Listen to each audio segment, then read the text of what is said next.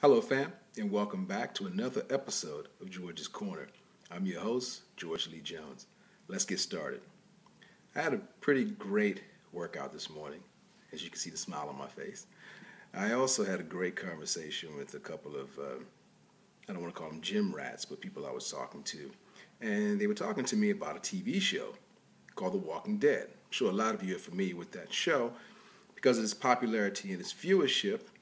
And as I listened to them go on and on about the show, I said, well, I've actually never watched it. I know a little bit about what it's about, but what intrigues you guys so much about this show? And they were talking about how it's very possible that one day we could have zombies walking around the earth and, craving for brains, which so totally disgusts me, but hey, to each his own. And they found it fascinating. So as they were talking, I started thinking about zombies, mindless creatures walking around, particularly for one united goal, which is to consume brains. And as I'm thinking about that, one of the guys asked me, he said, well, George, do you think that could actually happen, that they could actually be zombies? And it occurred to me that, yeah, there's zombies all around us every day. And so they looked at me and said, what are you talking about? I said, think about it for a moment. I said, these are people with a common goal of just to be consumers, right? I said, look at the average American citizen just running around being a consumer. I said, they all have one uniform code that they go by to get whatever it is that they want. I said, most of them get up first thing in the morning, shower, shave, or what have you. Hopefully they all do that. And they go to work. They do 9 to 5, 8 to 6, whatever the hours may be. Whether they're taking transportation of their own using their car, the bus system, or as it were, the transit system, to take them to and from, they repeat the exact same thing day in and day out. I said, so isn't that the definition of a zombie? Someone who mindlessly goes through life consuming?